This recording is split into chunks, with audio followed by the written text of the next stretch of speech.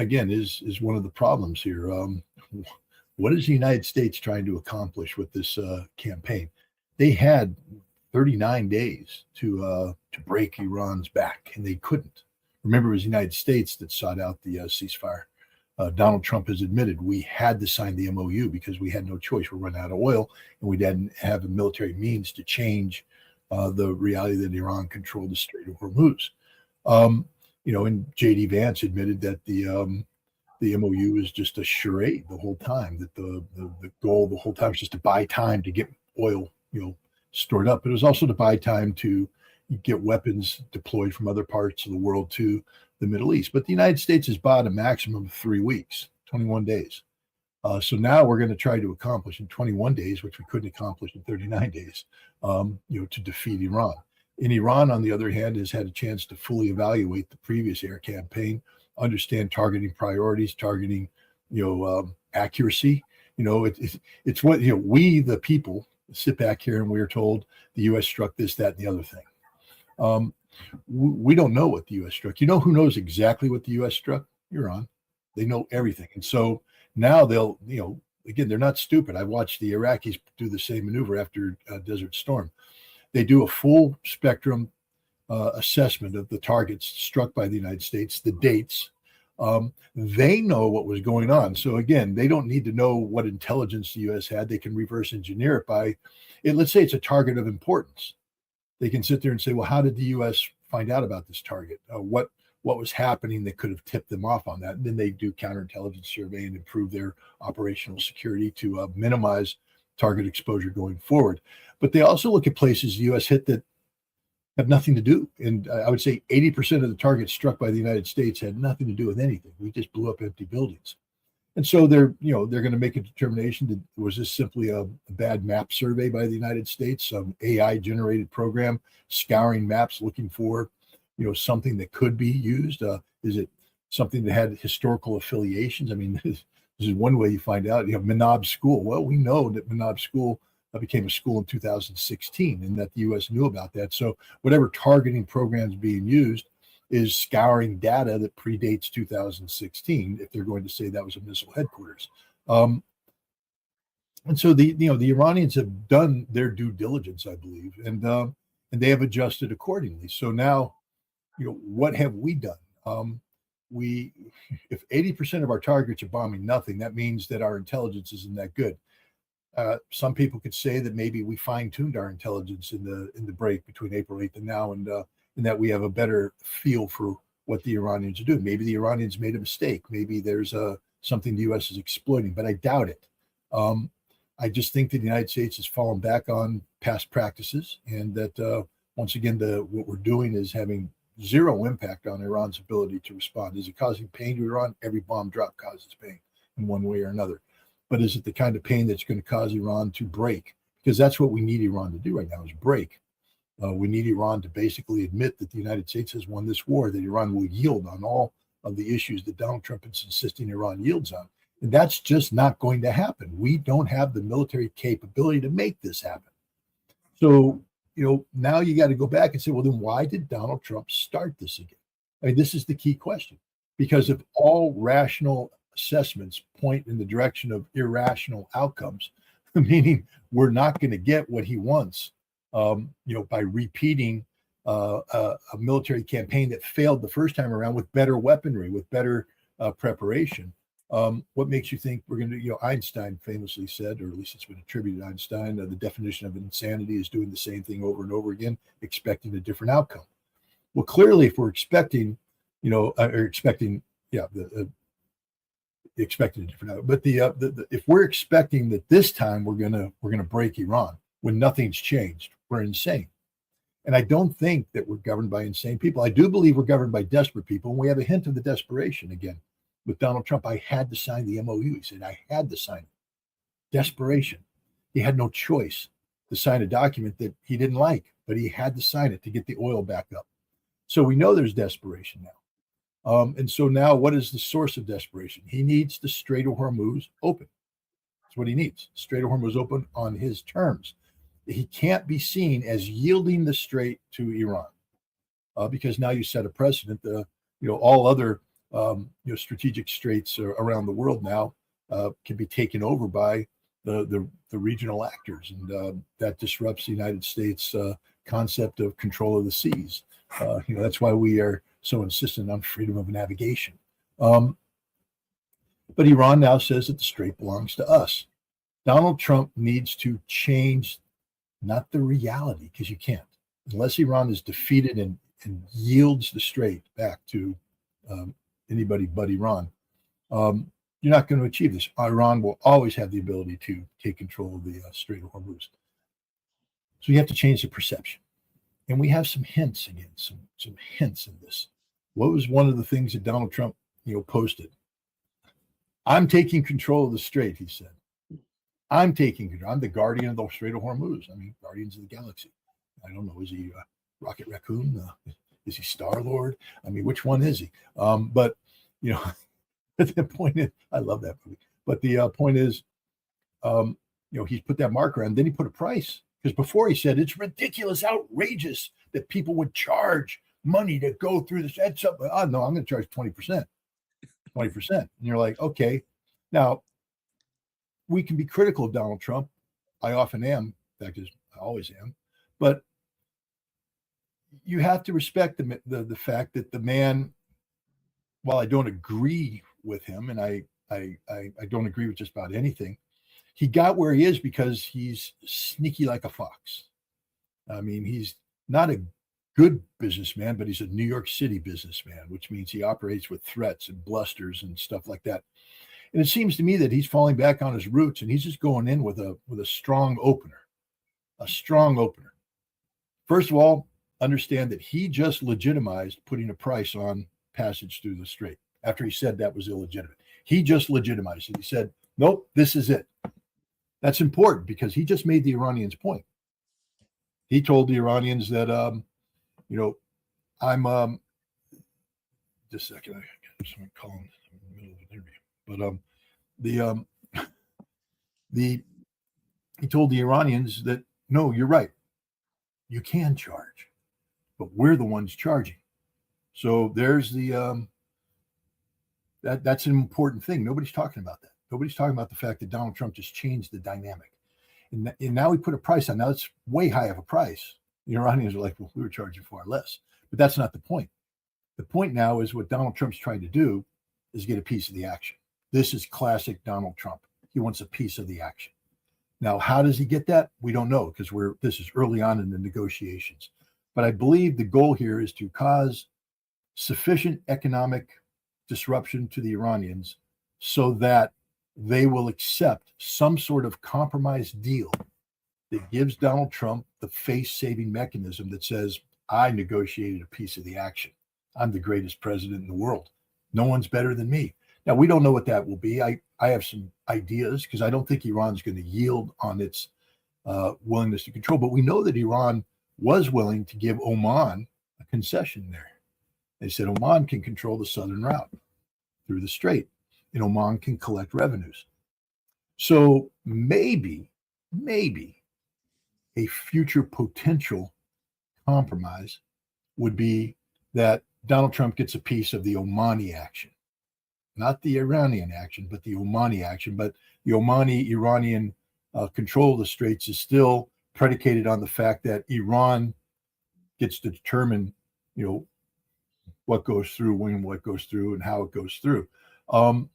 This could be a face-saving mechanism because there's nothing else that makes sense. Because Trump isn't going to win, and if he's looking for total control of the strait, he's not going to get it. And the other reality is the pressures that Donald Trump felt to bring on the MOU back in April, they're even more constrained today. This is more than just about oil for gasoline and diesel. I think most Americans are going, hey, it's all about the price of gas at the pump. Well, it is sort of, but it's about so much more than that.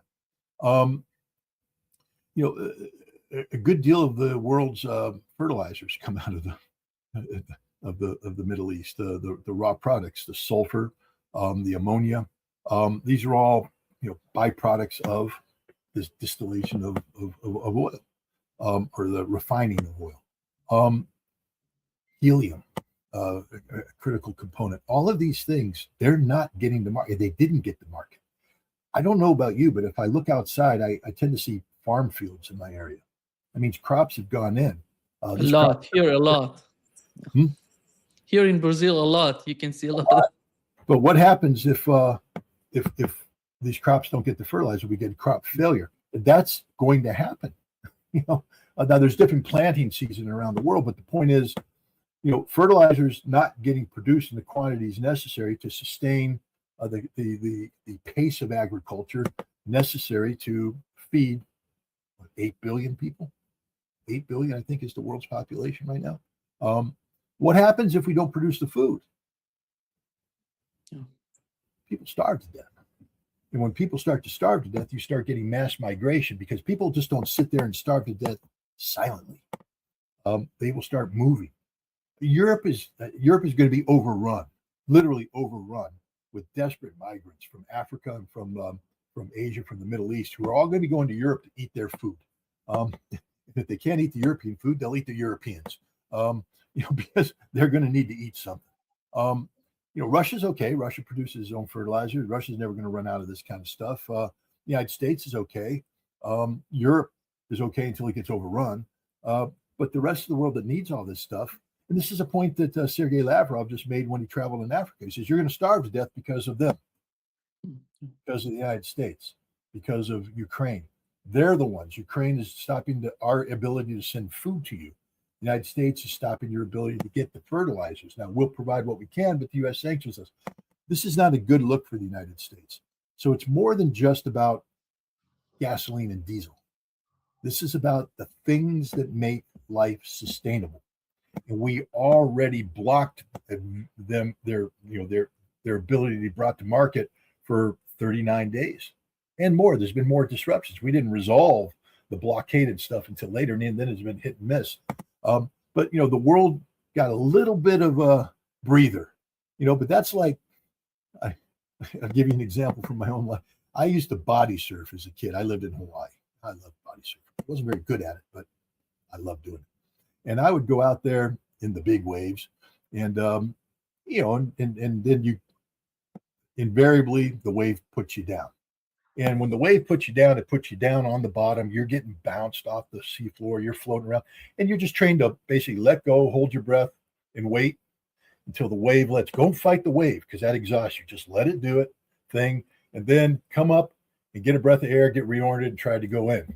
But if the wave holds you down long enough, when you come up, right when you're getting ready to take that breath, boom, you get hit with the next wave, and back down you go. But this time you don't have the oxygen in your lungs that you needed. You're in trouble. And so now you're waiting, but now you're starting to get desperate. You come up and you're ready to take that sip. Boom, the third wave hits you.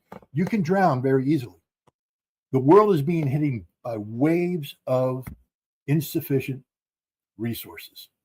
The world got slammed by a wave. They came up to try and take a sip to get stuff released to market and all that. Their body thought, oh, we're getting a full breath of air. You're not. Bam, you're down. The world can't take too much more of this.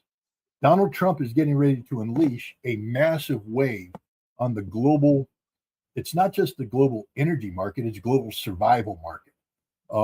At a time when the world needs a full breath, full lungs, and the world's not going to get it. Donald Trump has the potential of killing billions of people. I mean, if there's a global crisis, Donald Trump will be the reason, only Donald Trump.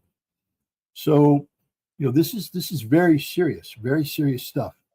And I think Donald Trump's betting on the fact that there will be nations out there who will put pressure on Iran and say, no, you've got to find a compromise. I don't know what the solution is. I don't know if Iran's willing to do that, but I am betting on the fact that China, if this war goes on for 3 weeks, China's going to be picking up the phone telling the Iranians, we got to find a way to get resources flowing. Russia's going to also be saying, this long-term instability is not good for us. We need stable markets. Everybody's like, well, wait a minute, Scott, Russia makes a lot of money with high oil prices. 20% of their GDP comes from the sale of oil or energy. 80% of it depends on investments in normal economic activity.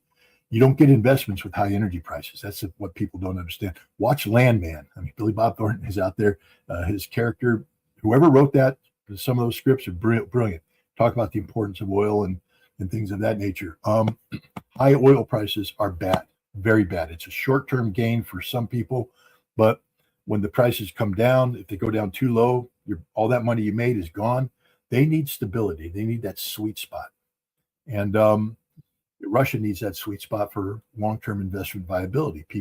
Russia's seeking investments into Russia. Russia needs energy markets stable so that the people have stable economic foundations upon which to build their investment stake.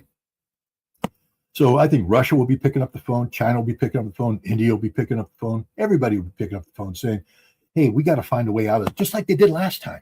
Because remember, Iran took extraordinarily hardline positions, but they agreed to an MOU. They knew U.S. was going to break, by the way. They knew it. But they agreed to it because there was political pressure placed on Iran.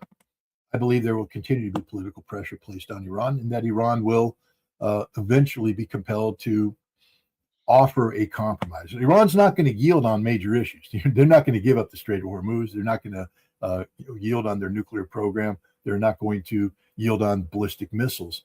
But if there's a face-saving mechanism, give Donald Trump a piece of the Omani action, maybe.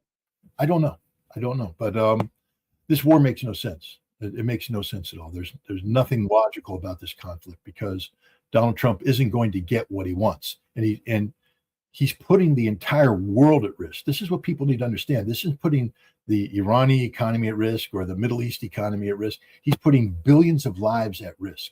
Billions of lives. Yeah. He said yesterday that he's going to escalate the war because his policy of getting back with the blockades to coerce Iran and somehow putting pressure on Iranian to force them into some sort of deal. He said, if I cannot get the deal as soon as possible, I'm going to attack next week. I'm going to attack the power grids. I'm going to attack the infrastructures in Iran. This is the plan on his part. And what would be the reaction on the part of Iran? And they're going to hit the same sort of targets in other. Well, here's the beauty of it. I mean, they've already sort of given up. We have 3 weeks of supply. So we have phase 1, phase 2, phase 3. Right now it's phase 1. We're striking targets, making things go boom. It's not going to work. So next week we go to phase 2, which is we bring in energy target, not energy production, but energy facilities, the electricity generation, things of that nature, to increase the ping. And then we shift over to the final phase, week 3, and that's it. After week 3, we got nothing. We run out of ammo. Week 3 is to strike energy production facilities, to bring the pain, as he said. And so what he's hoping is that the Iranians think that he's not bluffing. But all Iran has to do is ride it out. And we don't have that much ammunition. So if I were the Iranians, they know what to do, but high value, irreplaceable infrastructure, remove it, hide it, shut everything down. Let the United States blow up a facility that can be rapidly repaired. Because remember, after week 3, we're out of ammunition. And then if Iran can reconstitute, we can't build more ammunition in this time period. They can get their economy back up and running. The Iranians can ride this thing out. I think that's the reality. Then the question is, Israel's sitting there like, an unspent force. Now Donald Trump is claiming to be putting pressure on them to keep them out of Lebanon to, solve that. But the fact is, when we run out of ammunition, we may say, Israel, you come in. You're phase 4. Phase 4 is Israel comes in and resumes the bombing campaign. And how long can Israel go? A couple more weeks till they run out of ammunition. But I think they're gambling on the fact that Iran doesn't have the ability to sustain this fight, that there will be political pressure put on Iran, and that Iran maybe doesn't have any missiles. Maybe somebody has done an assessment that said we killed more missiles, even though everybody says no, the Iranians have a lot of missiles. I don't know. I don't know what's going on here. But as I said, it's irrational, and it's a gamble that if it fails badly for the world. And we have to be thinking in those terms. I mean, Iran's going to suffer. There's no doubt about it. But Iran does grow its own food. they do some importation, but Iran, has food, they have water. So Iran as a national society isn't going to disappear. But there are nations that will disappear. I mean, pretty much every Gulf Arab nation will disappear. They can't sustain their populations without water, without energy. And when it's gone, it's gone.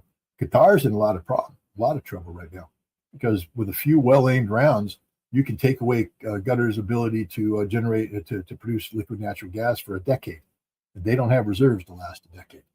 And if you take out, their desalinization plants, they don't have any water. You take out their energy, they got no energy. They're depopulated. United Arab Emirates, the same thing. Bahrain's a very big risk. Kuwait's a very big risk. Saudi Arabia's a very big risk. So I just think that Iran holds all the cards, that this is really one of the dumbest things that Donald Trump's ever done, but this is an act of desperation for him. Politics creates its own perceptions of reality, and his reality right now is driven by the fact that he could not only lose the House in November in the midterm elections, but he could lose the Senate. I mean, the death of Lindsey Graham, replaced by his sister. Is his sister really viable as re-election fodder? Do you not think that the Democrats are going to pull out all the dirt that's going to come out on Lindsey Graham between now and in November to diminish her viability, and who's going to replace? If the Republicans haven't been preparing to have somebody stand in for Lindsey Graham, the Democrats do have a challenger. They lose that seat, they're one vote closer to conviction. And if Donald Trump collapses the global economy and we have the whole world falling apart, which is going to happen, people tend to forget that all it takes is a couple days of missed meals. At what point in time do people start getting desperate? I mean, right now here, if power goes out today, all right, I got a refrigerator or freezer full of food. Power's out. I got a generator. I've got enough stuff. I can run my generator for a week. Then that's out. Well, I don't know. I'll cook the food. But the food's going to run out. I got some canned food, but it's going to run out. My dogs and cats keep looking at me, meowing and barking, saying, "Feed me, feed me." Well, Maverick may become lunch because I'll be desperate. I'll go to the store, but everybody else is going to the store. Now, I'll drive to the store initially because I've got gasoline in my car, but eventually my car's going to go empty and there's no gas. So now I'm walking to the store. Everybody's coming to the store, raiding the store because it's not going to be. So we're fighting over the food in the store, killing people there. There'll be bodies stacked up.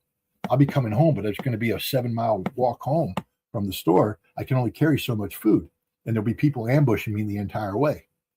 So I'm going to start ambushing my neighbors, launching raids against their house and all that. But they're going to be, I have to fortify this is what society is going to become. Trust me, it's human nature. And then people are going to gather together in groups, and they'll have a common group. And it's not going to be about the Constitution, rule of law. It's going to be about survival, basic survival. And that's the United States. What happens to places that lack this infrastructure? Again, we just go to Africa. When food isn't produced, water isn't come out, people starve to death. And when they starve to death, things start to happen. They get desperate. You're going to get migrations. Now, the migration takes care of itself over time because, 1 million people start marching, but they don't have enough food. People start falling aside, dying, but you're still going to get a couple 100,000 showing up where they want to go, and they're going to be desperate. They got one shot. There's no reasoning with them. They're coming over the wall. They're coming in. They don't care. They're dying. They're dead if they don't do this. This is the world. This is what's going to happen this fall if this happens. If we run out of fertilizer, we run out of the ability to grow food. So this is stupid. This is stupidity on the part of Donald Trump. This is the irrationality of this man. Because there are people, military analysts or generals, suggesting that the next step for Donald Trump would be some sort of escalation, maybe invasion of some of these islands in the Persian Gulf. We had General McKenzie, we had Wesley Clark, we had Keith Kellogg, all of them advocating for the same thing. And here is what Keith Kellogg said. On President Trump to finish the job. What does that mean exactly, and what steps should he be taking to make sure this is not drawn out and that he can actually not have to take off the blockade, put it back on again, and be victorious in the end against the regime? Yeah, when you look at it, the American people don't like tit for tat. You go in with half measures. They want to finish this job, completely finish it. And I think you can do it not just by kinetic action, which, I mean, we can bomb all the bridges we want or power plants we want, but it just hurts the Iranian people. What you can do, and I've said it repeatedly on air, is what you can do is take a couple of strategic targets. One, you can take Karg Island. That's 80% of their economy, 90% of it. And you control it like we control your house. I know that means boots on the ground and the strategic target, but it's defendable. The island's 16 miles offshore. You can then hold it. You can open up the strait. You can take the islands in the Strait of Hormuz as well with your marine amphibious groups out there. You can take Lanark Island. You can take Geisham Island. You can take them all to cut down basically their ability to basically interdict the Gulf and the Persian Gulf and the Strait of Hormuz. And I think we can open the strait. I think we can escort those vehicles through, and that's the thing they're counting on, that they can continue to hold the Strait of Hormuz. I think once we break that deadlock and ships are moving, then I think their ability to influence the action is gone. Yeah, here is one of the part of the question is, Scott, because all of these attacks, if you look at the attacks, the targets in the southern part of Iran, in the western part of Iran, those people who are in favor of invasion or doing something underground, they're saying that the United States, the whole campaign is trying to diminish or reduce the Iranian capabilities in the southern and in the western parts. So as soon as they're not that powerful, the United States can do something in those regions. And here you've heard what General Keith Kellogg said. What is your take on that? What a stupid man, a fundamentally ignorant man. We just start with logistics. Logistics drives everything. Iran will be operating off our interior lines of communications, and the United States will be operating off of exterior lines of communications. Our lines of communication, that means the ability to supply and sustain whatever we're doing, is thousands of miles long. Iran's is whatever it takes to get to whatever depot that exists in there. 16 miles, the separation. Well, I mean, last time I checked the range of Iranian missiles, that means they have a tremendous amount of depth, strategic